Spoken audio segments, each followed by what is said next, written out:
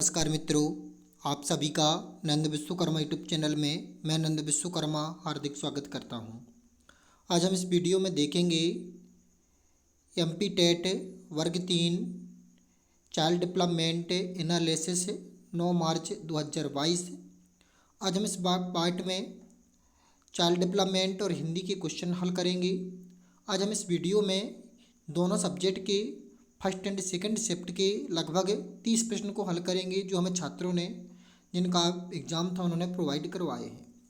तो आज का पहला क्वेश्चन था लिंग है तो एक लिंग सामाजिक संरचना है, इसका करेक्ट आंसर है।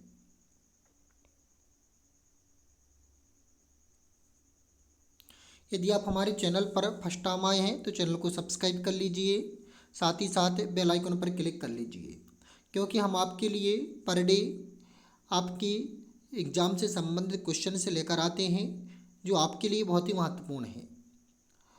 बालक में अच्छी तरह से सोचने, समस्या समाधान करने एवं निर्णय लेने की क्षमता का विकास जीन पियाजे की किस अवस्था की विशेषता है? तो इसका करेक्ट आंसर है आपका औपचारिक या अमूर्त संक्रियात्मक अवस्था। लास्ट अवस्था पियाजे ने 4 अवस्थाएं दी थी, पहली संवेदी, दूसरी पूर्व संक्रियात्मक, तीसरी औपचारिक, तीसरी आपकी दी थी मूर्त और चौथी दी थी आपकी अमूर्त। तो इस प्रकार जो अंतिम अवस्था है इसमें बच्चे के अंदर समस्या समाधान करने, निर्णय लेने की क्षमता का विकास हो जाता है। अगला प्रश्न है स्टॉक होल्डिंग या सहाया द्वारा देने से कौन सी वैज्ञानिक संबंधित है? तो इसका करेक्ट आंसर है वायोगोत्स्की। अब वायोगोत्स्की को अच्छी तरह कवर कर लीजिए, क्योंकि पर डे इससे 1 या 2 क्वेश्चन हर शिफ्ट में आ रही है। ऐसा कोई शिफ्ट नहीं जाता है कि जिसमें 1 या 2 क्वेश्चन इससे ना हो, इसलिए आप अच्छी तरह से इसे कवर करके जाइएगा।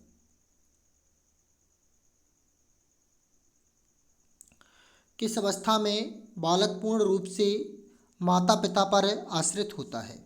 तो इसका करेक्ट आंसर है शैशवावस्था।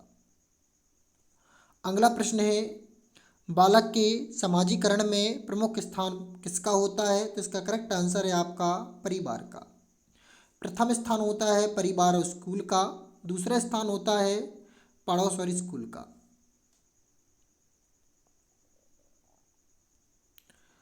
व्यक्तियों में एक दूसरे से भिन्नता क्यों होती है? तो इसका महत्वपूर्ण कारण है वंशानुकरण और वातावरण के बीच अन्योन्य क्रिया के कारण।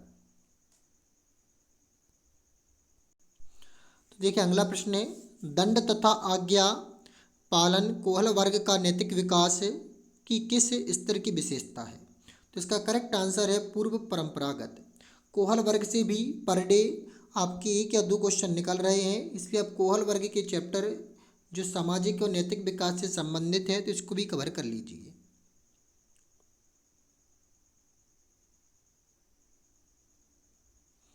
अगला प्रश्न है बच्चों के सामाजिकरण में शिक्षक की भूमिका होती है।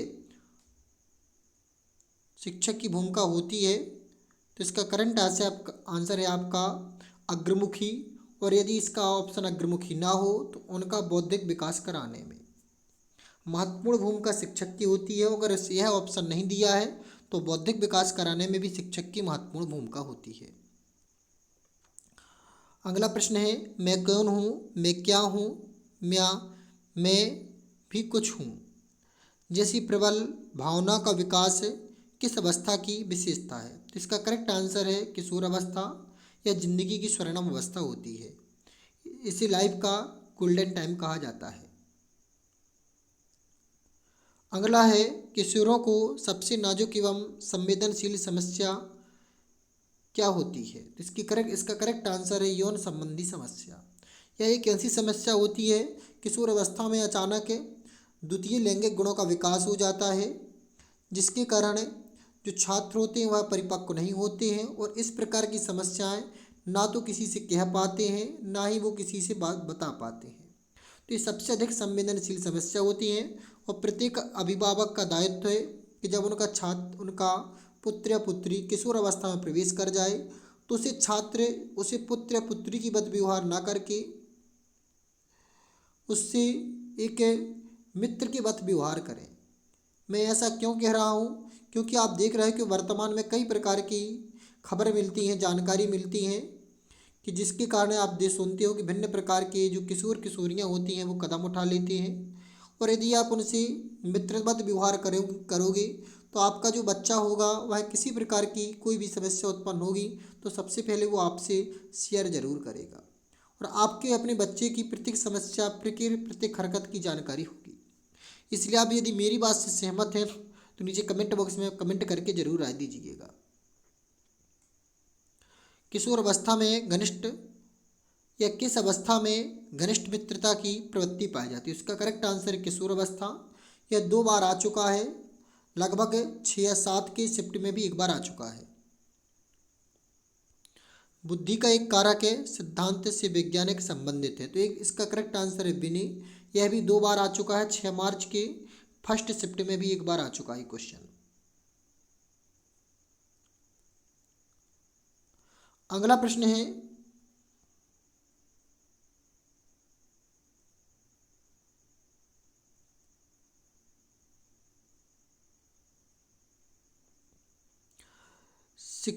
शिक्षा शास्त्री ने या किस शिक्षा शास्त्री ने कहा कि स्कूल समाज का एक लघु रूप है? तो इसका करेक्ट आंसर है जॉन डीवी।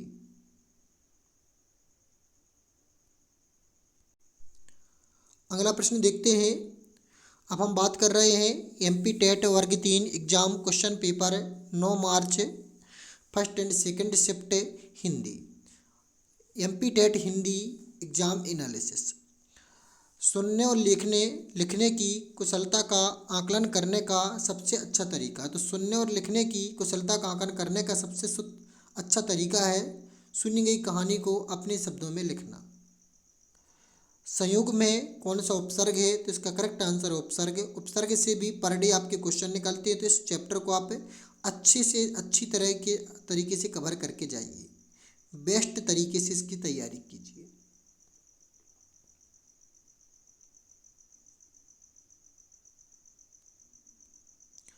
जब शिक्षक यह समझता है कि लड़के गणित में लड़कियों से अच्छे हैं, यह दर्शाता है कि अध्यापक लिंग पक्षपात की भावना से ग्रसित है।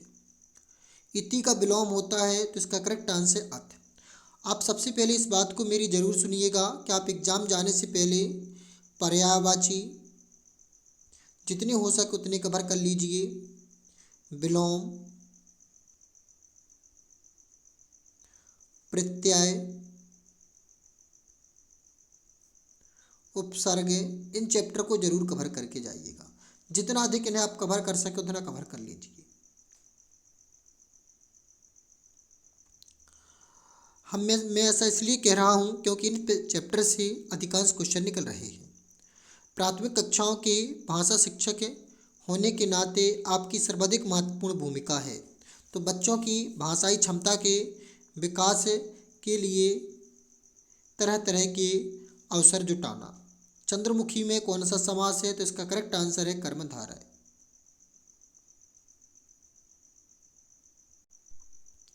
अगला प्रश्न है भाषा और विचार के संबंधों की चर्चा में अग्रणी है, तो इसका करेक्ट आंसर है चॉम्स्की।